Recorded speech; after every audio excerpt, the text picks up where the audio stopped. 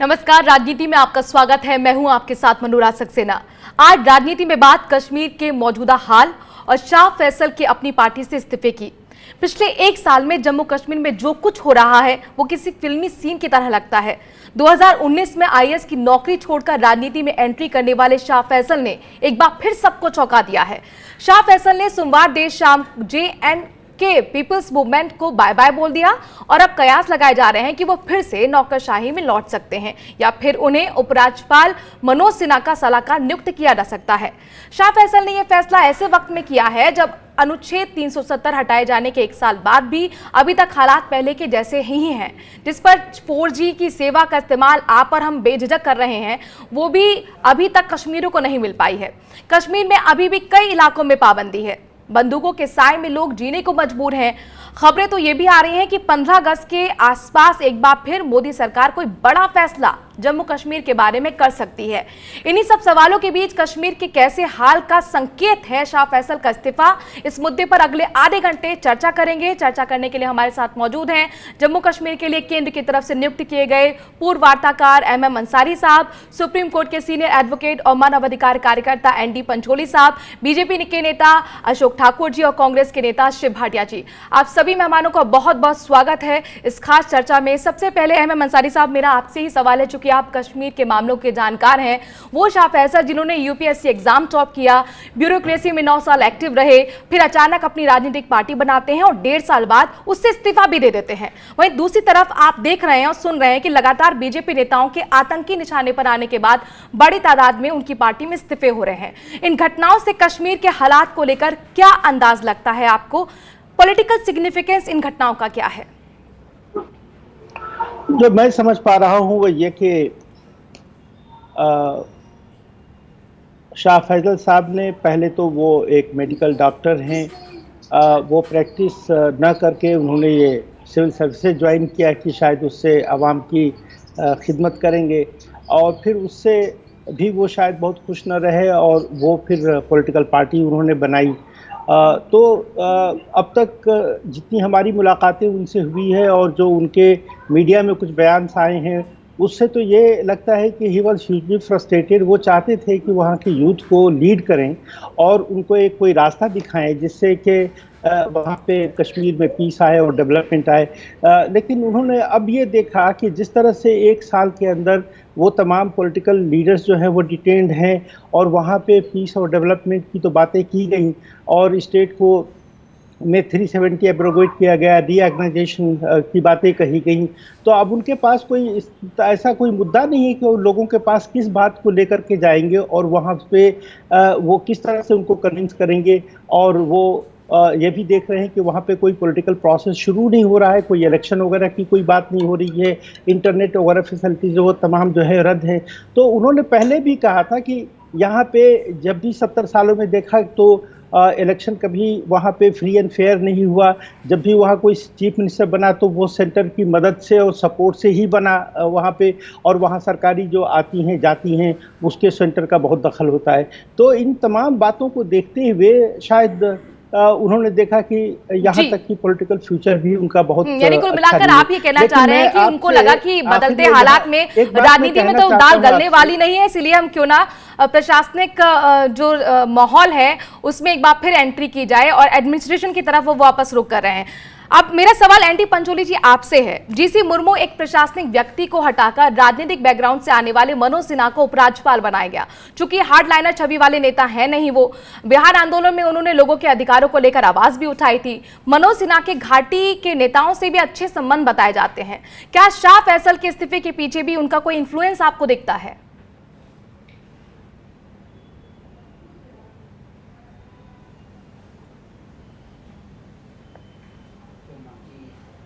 पंचोली साहब, आपको ऑडियो मिल रहा है?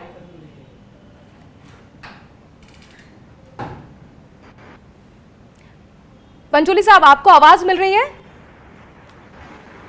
हाँ, आवाज मिल। आखिरी में आपने क्या सवाल पूछा था? जी, मैं ये जानना चाह रही हूँ, मनोज सिन्हा चूंकि उपराज्यपाल बनाए गए हैं, पॉलिटिकल बैकग्राउंड से वो आते हैं, इससे पहले प्रशासनिक व्यक्ति वहां GC मुर्मू साहब उपराज्यपाल थे, तो मनोज सिन्हा के आने के क्या मायने हैं? क्या जो इस्तीफा अभी शाह फैसल का हुआ है उसके पीछे भी आपको लगता है कि उन्हीं का इन्फ्लुएंस है? देखिए, हम कश्मीर के हालात को पिछले कई 40-50 सालों से देख रहे हैं, वॉच कर रहे हैं। 1990 मार्च के अंदर 1990 में जब शुरुआत हुई थी मिलिटेंसी की, तो हमारी और वहाँ मानव अधिकार जो उनका उल्लंघन था, उसके बारे में सबसे पहले हमारी टीम गई थी PUCL सिटीजन्स फॉर डेमोक्रेसी की। और उसके बाद हम कई बार गए, तारकुंडे जी थे, मैं था, राजेंद्र सच्चर थे, कुलदीप नायर थे, हम कई बार जाते रहे 90 के दशक में। और हमने हमारी हर रिपोर्ट PUCL की यही कहती रही कि ये राजनीतिक मसला है, ये मिलिट्री से या ताकत के दबाव से या सैनिक बल से ये नहीं सोल्व होता, ये राजनीतिक मसला है, इसको स्वीकार करना चाहिए और इस पर इसको बातचीत करनी चाहिए सभी लोगों से। तो अब ये सरकारें करती रही, बीच में जो मनमोहन सिंह की और जो अटल बिहारी जी की जो सरकारें आई, उन्होंने कोशिश की कि इसको किसी बातचीत के जरिए से हल किया जाए, तो उसमें मिलिटेंसी भी कम हुई। लेकिन जब से ये बीजेपी सरकार आई है, उन्होंने एक ऐसा रुख अपनाया है, एक दबाव का, कि हम दबाव से उसको हासिल करेंगे। लेकिन मुझे लगता है कि उन्होंने वहाँ देख लिया जा करके, जो पिछले गवर्नर थे, स्थिति वैसी ही रही, बल्कि उससे बदतर हो चुकी है। तो ये कहते थे कि हम आतंकवाद को रोकेंगे, आतंकवाद की घटनाएं भी वहाँ पर हो रही हैं, लोग संतुष्ट नहीं हैं, कोई डेवलपमेंट नहीं है। तो इसमें मुझे लगता है कि वो शायद राजनीतिक कोई वो कदम उठाएं, और राजनीतिक कदम उठाएंगे और उससे बातचीत करेंगे, तो मैं समझता हूं ये हल होगा। जिस तरीके से वो कर रहे हैं, उस तरीके से एक सैनिक बल एक कोशिश तो है शाह फैसल को साथ में लाकर पॉलिटिकल एक्सरसाइज करने की, लेकिन उस प्रयोग में वो कितना सफल होंगे ये देखना दिलचस्प होगा। चूंकि कांग्रेस से हमारे साथ जुड़े हैं श्री भाटिया जी, आपसे मेरा सवाल है, आपकी पार्टी ने वहां की पार्टियों के साथ मिलकर कई सालों तक शासन किया है, जो पॉलिटिकल तौर पर शून्य अभी तक दिखाई दे रहा था। कई बड़े नेताओं की गिरफ्तारी हुई, नजरबंदी हुई, लेकिन अब पॉलिटिकल डिस्कोर्स को बहाल करने की कोशिशें हो रही हैं। क्या उम्मीद अब आपको कोई दिख रही है यहाँ? देखिए, हम लोगों ने कई पार्टियों के साथ सरकारें बनाई, लेकिन हमने आतंकवादियों को सपोर्ट करने वाली पार्टी के साथ कभी सरकार नहीं बनाई। जो बीजेपी ने पहला स्टैंड लिया, सवेरे से शाम तक उनको गालियां देते थे, जब लालच आया सरकार बनाने का तो इमीडिएटली उनकी जाके गोद में बैठ गए। और कितने साल बाद, 3-3.5 साल बाद उन्होंने क्या हाल कर दिया इस जम्मू एंड कश्मीर का। आप अगर 2014 से पहले चले जाएं तो इतनी शांति थी, मैं खुद भी घूम के आया हूं 2012, 13, 14 में कुछ नहीं था, लोग इतने खुश थे कि वहां पर टूरिज्म वापस आने लगा था। और 2014 के बाद जो स्थिति बनने लगी है वो सारा देश समझ रहा है। और बिना तैयारी के जो इन्होंने 370 को हटाया है, क्योंकि 370 की कोई हैसियत ही नहीं रह गई थी। इन्होंने 370 एक ऐसा नमूना छोड़ा देश के अंदर की जैसे पता नहीं क्या बवाल लाने जा रहे हैं। अगर होता उस समय ये पीओके के जीत के लाते और तोहफा देते इस देश को और 370 हटाते तो समझ भी आता कि इन्होंने किया है। और मैं अब एक फैजल साहब के ऊपर आता हूं।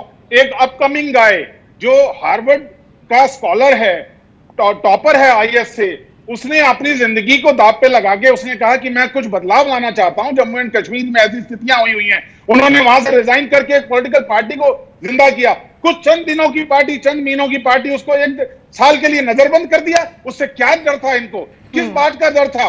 आज वही नजरबंदी एक मजबूर कर रही है उनको कि आखिर हमारे गोद में बैठिए। और आप जिस तरह से कह रहे हैं कि अगर वो कल वो एडवाइजर बनते हैं तो यानी आप ये कह रहे हैं जो आज के हालात है वो आईना बीजेपी को दिखा रहे हैं। ठीक है, आपके सवालों का जवाब हम ले देते हैं। अशोक ठाकुर जी बीजेपी की तरफ से ज्वाइन हमें कर चुके हैं। अशोक ठाकुर जी, बहुत सारे सवाल हैं और देखिए, मनोज सिन्हा और शाह फैसल के जरिए माना यह जा रहा है कि पॉलिटिकल एक्सरसाइज आप लोग शुरू वहां करना चाहते हैं, लेकिन ऐसी राजनीतिक गतिविधियां कितनी टिकाऊ होंगी, कितनी मजबूत होंगी जब आपकी पार्टी के नेता ही इस्तीफे दे रहे हों? कल ही पार्टी के 10 से ज्यादा नेताओं ने इस्तीफा दे दिया है।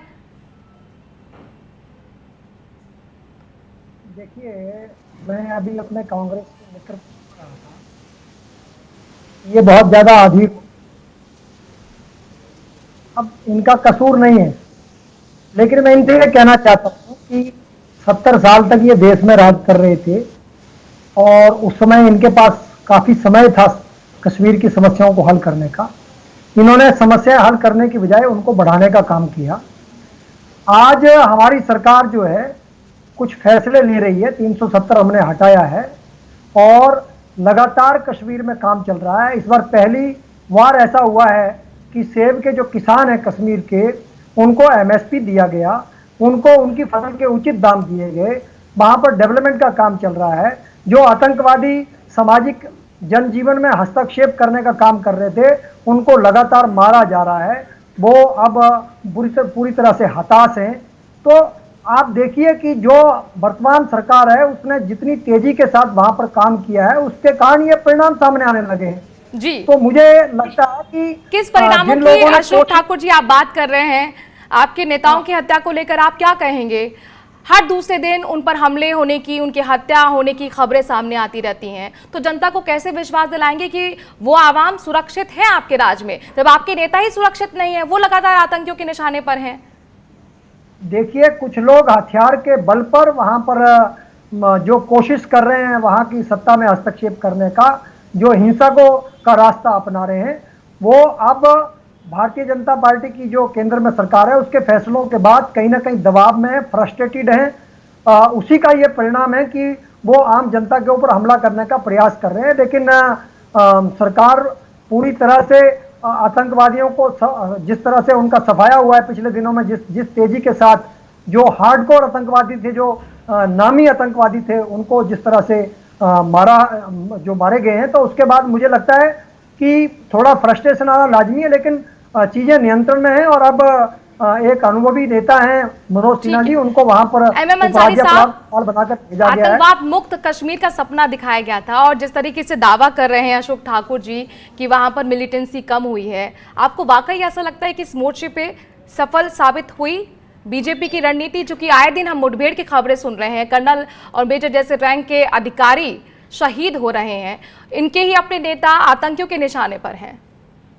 बिल्कुल आपने सही कहा। हम रोज़ खबरें सुनते हैं कि वहाँ पे कहीं ना कहीं इनकाउंटर्स हो रहे हैं और अब तक ये देखा जा रहा है कि पॉलिटिकल वर्कर्स, चाहे वो बीजेपी के हों या कांग्रेस के हों, और कुछ सरपंचेज हैं, उन्होंने जान गंवाई है। तो मैं नहीं समझता कि वहाँ पे कोई भी किसी भी तरह से मिलिटेंसी कम हुई है। लेकिन एक बात और आपने रेज किया है, उसके बारे में मैं कमेंट करना चाहता हूँ, वो ये कि ये स्पेकुलेशन कि वो दोबारा सर्विस ज्वाइन कर रहे हैं और वो मनोज सिन्हा साहब के वो एडवाइजर होंगे, इस पे आपको बताना चाहूँगा कि गवर्नमेंट में कुछ लोगों ने उनको शाह फैसल को एंटी नेशनल कहा है, इसलिए कि जब वो पिछले दिनों लिंचिंग हुई और वहाँ जम्मू में किसी लड़की के साथ बलात्कार हुआ, तो उसमें उन्होंने बहुत सख्त कमेंट्स किए थे और कुछ इन्होंने बयानात भी, इंटरव्यूज वगैरह दिए। तो उसकी बेसिस पे उनको शोकॉज नोटिस इशू हुआ है और उसका भी जवाब नहीं दिया है, जिसकी वजह से उनका रिजिग्नेशन जो है एक्सेप्ट नहीं हुआ है। दूसरी बात ये कि एक तो ये कि वो तमाम एक्सपंज होना है जो अब तक नहीं हुआ है। दूसरी बात ये कि अब वहाँ पे सिविल सर्विसेज का काडर जो है वो काफ़ी चेंज हो चुका है, जिसकी वजह से ये भी पॉसिबिलिटी है कि अगर ये ज्वाइन करते हैं तो इनको भारत में कहीं पे भी हिंदुस्तान में इनकी पोस्टिंग हो सकती है और बहुत ही अनइम्पॉर्टेंट जगहों पे हो सकती है, जो शायद वो जाना नहीं चाहेंगे, इसलिए कि शाह फैसल ने तय किया कि वो अपने लोगों की यानी कश्मीर में ही वो अपनी खिदमत को देते रहेंगे। एक बात और मैं आपसे जल्दी से कहना चाहता हूं कि अब जो उन्होंने सिविल सर्विसेज से रिजाइन किया और फिर इसके बाद पॉलिटिकल पार्टी ज्वाइन की, किससे भी रिजाइन किया, और पिछले दिनों अल्ताफ बुखारी ने एक नई पॉलिटिकल पार्टी लॉन्च किया जिसके बारे में कहा गया कि बीजेपी और पीएम की सपोर्ट से वो चल रहे हैं, तो वो भी कोई कामयाब नहीं हुए। तो अब ये यूथ के लिए बहुत मैसेज है और वो ये मैसेज है कि चाहे वहाँ का कोई भी ब्रिलियंट कितना भी यूथ हो और वो अच्छी से अच्छी सर्विस में आ जाए, लेकिन वो कामयाब नहीं हो सकता।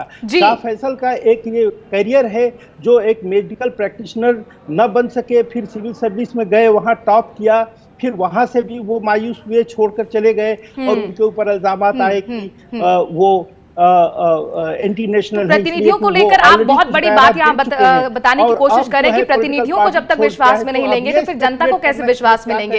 अब इसी सवाल को लेकर मैं एनडी पंचोली जी आपके पास आना चाहूंगी, क्योंकि नेता जो है वो जनता की आवाज होते हैं और इसीलिए उन्हें जनप्रतिनिधि भी कहा जाता है। उमर अब्दुल्ला तो कह चुके हैं कि जब तक जम्मू कश्मीर स्टेट नहीं बन जाता वो चुनाव नहीं लड़ेंगे। महबूबा मुफ्ती अभी भी नजरबंद है। फिर ऐसी पॉलिटिकल गतिविधियों का आपको फ्यूचर क्या दिखता है? क्या वो सिर्फ बीजेपी के बनाए नियमों पर ही रहेगी या उसमें दूसरी पार्टियों का पार्टिसिपेशन हो पाएगा?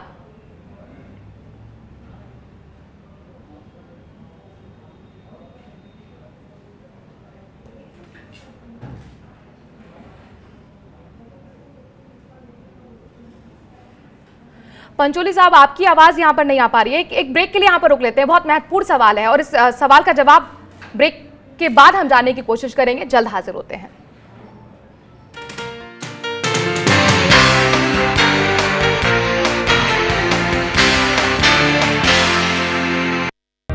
सपने सच तब होंगे जब आप सपने दिखना शुरू करेंगे। ये शब्द हैं उस शख्सियत के जिसके सपनों ने दी इस देश को एक नई उड़ान, डॉक्टर APJ अब्दुल कलाम। और ऐसे ही हर स्टूडेंट के सपने पूरे करेंगे हम, under best guidance of expert faculty team. Admission open in science and technology, humanities, social science, arts and sports. Doctor APJ Abdul Kalam university, Indore.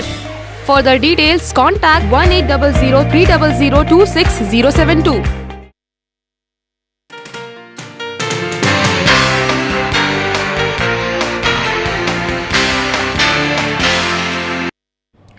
Break के बाद आपका स्वागत है। एनडी पंचोली साहब, आपसे मेरा सवाल था, उस वक्त आपकी आवाज नहीं आ पाई थी और ये महत्वपूर्ण सवाल इसलिए है क्योंकि जाहिर तौर पर सभी के जहन में ये बात सामने आ रही है कि जो नेता जिनके लिए जनता की आवाज उन्हें कहा जाता है और इसीलिए उनको जनप्रतिनिधि का नाम दिया गया है, उमर अब्दुल्ला कह चुके हैं कि वो जम्मू कश्मीर स्टेट जब तक नहीं बनता है तब तक वो चुनाव नहीं लड़ेंगे। महबूबा मुफ्ती नजरबंद हैं। फिर ऐसी पॉलिटिकल गतिविधियों को लेकर जो खबरें आ रही हैं कि एक एक्सरसाइज शुरू होने जा रही है, तो क्या वो सिर्फ बीजेपी के बनाए नियमों पर होगी या उसमें दूसरी पार्टियों का पार्टिसिपेशन होगा? देखिए, जिस प्रकार से वो कर रहे हैं, मुझे नहीं लगता कि उसमें ये सब पार्टियां जो आनी चाहिए वो इसमें शामिल होंगी, क्योंकि कुछ मुद्दे बेसिक हैं। जब तक वो बेसिक मुद्दे हल नहीं होंगे, जब तक सरकार अपने कदम को वापस नहीं उठाएगी, 370 को बहाल नहीं करेगी, 35 को बहाल नहीं करेगी, वहाँ के लोग संतुष्ट नहीं होंगे। पार्टी लीडर इधर से उधर जाएंगे, बोलेंगे, लेकिन सवाल है जनता क्या सोचती है।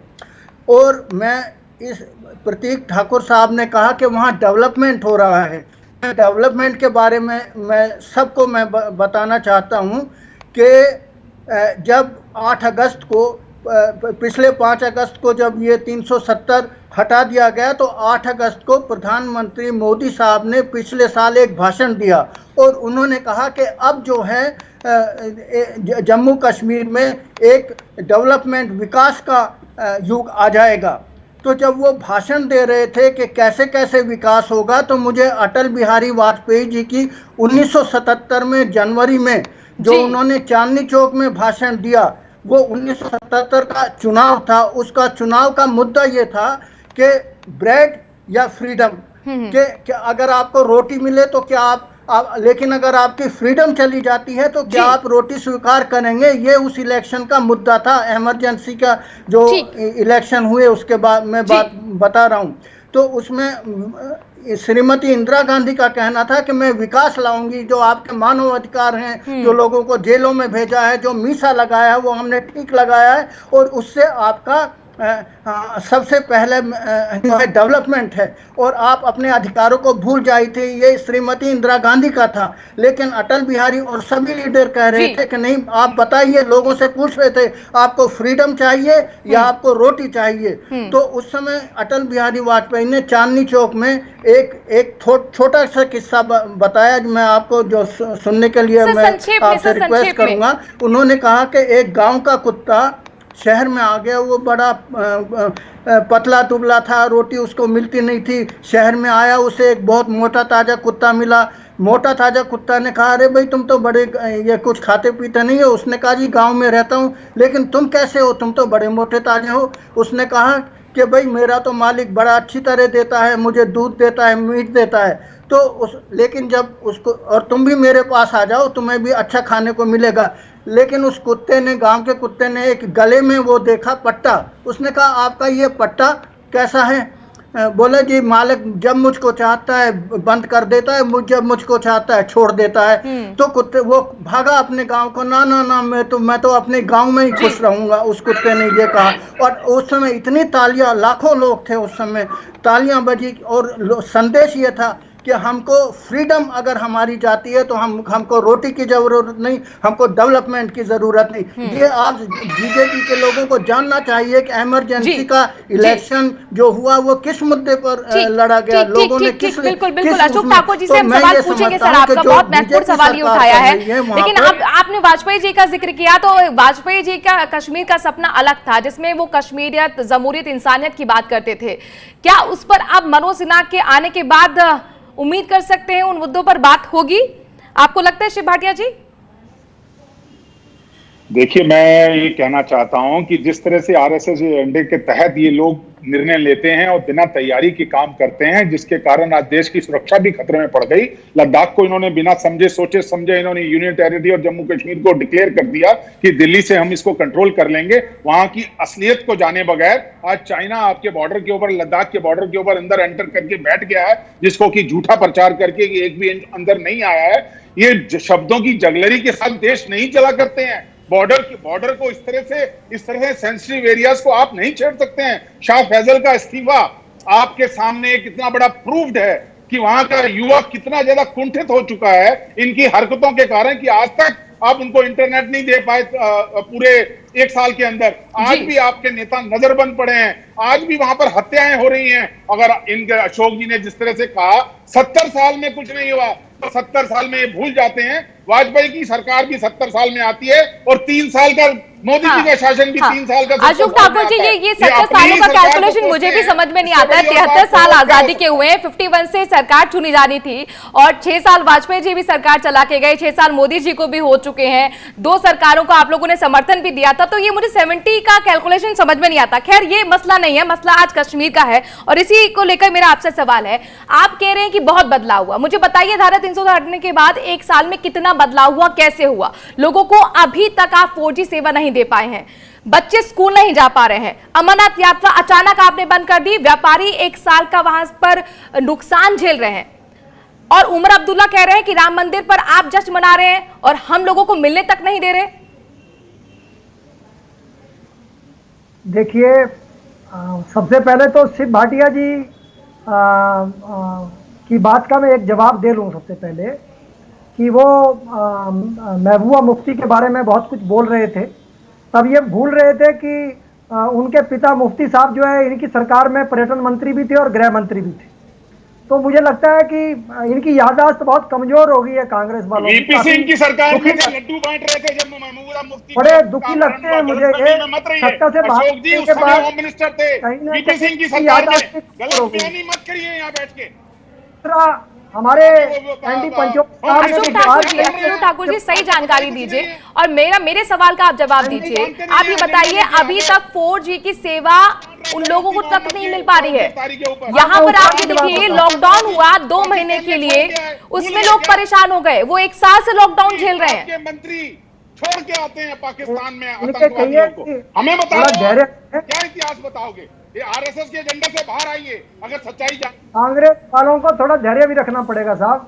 धैर्य है, झूठ मत बोलिए। अरे प्रधानमंत्री झूठ बोलिए, आप भी यहाँ झूठ बोल रहे हो। मेरे मित्रों यार, झूठ मत बोलिए प्लीज, सच्चाई तो बोलिए। ये थे वो राजीव गांधी सरकार में पर्यटन मंत्री थे, वो आप भूल रहे हैं। सर देखिए, इतिहास में अभी नहीं जाते सर, इतिहास में अभी नहीं जाते सर, इतिहास में नहीं जाते, मौजूदा हालातों को जिक्र कर लेते हैं सर। आप लोगों ने प्रयोग 6 साल में बहुत किया ना, north pole south pole, Mehbooba Mufti के साथ जिसका कहना था कि आप लोगों का मिलन नहीं हो पाएगा, आपने वो प्रयोग भी किया। फिर आपने एक बोल्ड स्टेप लिया धारा 370 हटाकर। सर मेरी बात भी सुन लीजिए अशोक जी, मेरे सवालों का जवाब दीजिए। उस प्रयोग के बाद आप ये बताइए 1 साल में कहां तक सफल हो पाए हैं? मैं सब सवाल का जवाब दे रहा हूं। पहले पंचोली साहब ने एक सवाल उठाया है। सबसे पहले तो मैं वो सीनियर एडवोकेट है, उनका सम्मान करता हूं, लेकिन उनको बताना चाहता हूं कि इंसान को कुत्ते से ना उसकी तुलना करें। कुत्ते का अपना स्वभाव रहता है, इंसान एक जो है बहुत ही जो है उच्च दर्जे का प्राणी है। आप उन दोनों की तुलना करके आप ये सब मत कीजिए। और दूसरी बात, आप किस तरह की स्वतंत्रता चाहते हैं? सर वो भाषण का अंश बता रहे थे, वो अपनी तरफ से कुछ नहीं ऐड कर रहे थे।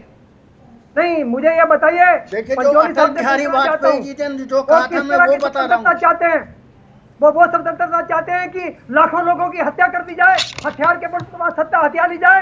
ऐसे लोग जो वहां पर 1990 से सुनिए, 1 मिनट सुनिए, 1990 से हम उसमें वहाँ रोज लोग मारे जा रहे हैं, रोज आतंकवादी 1990 से लगातार आतंकवादी मारे अशोक जा रहे हैं। ठाकुर जी, और अब अशोक भी मारे ठाकुर जा जी, रहे हैं। देखिए आप इस डिबेट को आरोप प्रत्यारोप में उलझा रहे हैं, आरोप प्रत्यारोप में उलझा रहे हैं, और मैं यहाँ आपसे लगातार ये पूछ रही हूँ कि 1 साल में किस तरीके से बदलाव हुआ, आप मुझे ये बताइए। हालातों में कुछ खास बदलाव आया नहीं है सर, बच्चे स्कूल नहीं जा पा रहे हैं, 4G इंटरनेट सेवा वहां नहीं मिल पा रही है, व्यापारियों को नुकसान हो रहा है। आप समझिए, सरपंचों के ऊपर जो आक्रमण हो रहा है वो एक बहुत बड़े परिवर्तन की वजह से हो रहा है। आतंकवादी फ्रस्ट्रेटेड है, वो देख रहे हैं कि जो विकास का सबसे निचली इकाई है, जो कड़ी है, वो सरपंच है। सरपंचों को केंद्र सरकार ने जिस तरह से अधिकार दिए हैं, उनको फाइनेंशियल जो लिबर्टी दी है, उनको पैसा दिया है। सर बदलाव के लिए जरूरी है वहां पर स्वतंत्रता, जनप्रतिनिधियों को मिले, सभी राजनीतिक पार्टियों का पार्टिसिपेशन हो सर, प्रतिनिधि भी वहां पर खुलकर नीतियां बना सकें। जम्मू में अभी तक नियुक्ति के विज्ञापन आप नहीं निकाल पाए हैं, एक निकाला उसको वापस ले लिया, अब आप सोचिए वहां के हालात क्या होंगे। MM अंसारी साहब, क्लोजिंग कमेंट आपसे, क्या आपको लगता है कश्मीर नीति को लेकर दोबारा विचार होना चाहिए या फिर वक्त थोड़ा दिया जाना चाहिए? देखिए, वक्त तो बहुत दिया जा चुका है कश्मीर के मसले को सुलझाने के लिए, लेकिन आज मैं जो समझता हूं कि बहुत ही पेचीदा हो चुका है। आपने जैसा पहले ऑब्जर्व किया कि वहां न तो विकास हुआ है और न ही कोई शांति आई है, और लेकिन जैसा एक पैनलिस्ट ने ये बात कही कि वहां पे हम ये देख रहे हैं कि चाइना और पाकिस्तान का जो दो हमारी तरह न्यूक्लियर पावर्स हैं, वो एक तरह की अंडरस्टैंडिंग हो चुकी है, कोलिजन हो चुका है, और वो हम आज LOC पे और LAC पे बहुत बड़ा जो है एक मसला जो हम झेल रहे हैं, जहां हमारे काफ़ी नौजवानों ने जान भी गंवा दी है। तो कहने का मतलब ये कि सिर्फ कश्मीर को सिर्फ वहीं कश्मीर के ही मामले न देखें। अभी 1 साल के अंदर अंदर यूनाइटेड नेशन में 3 दफा जो है वो कश्मीर का चर्चा हो चुका है, हालांकि नतीजा कुछ भी ना आया हो, लेकिन ये इंटरनेशनलाइज हो चुका है। और आज हमारे लिए जो बॉर्डर इश्यूज जो है वो इतने गंभीर हो चुके हैं, जिसको झेलना बहुत मुश्किल हो रहा है। कि मिलिट्री लगा देंगे, पहरा लगा देंगे तो उससे कोई शांति नहीं आ जाएगी, और जब तक आपसी भाईचारा वहां पर नहीं होगा, लोगों का सरकार पर विश्वास नहीं होगा, वहां पर बदलाव नहीं आ सकता है। राजनीति में आज के लिए इतना ही। आप सभी मेहमानों को बहुत बहुत शुक्रिया। वक्त छोटे से ब्रेक का है, खबरों का सिलसिला जारी है स्वराज एक्सप्रेस पर।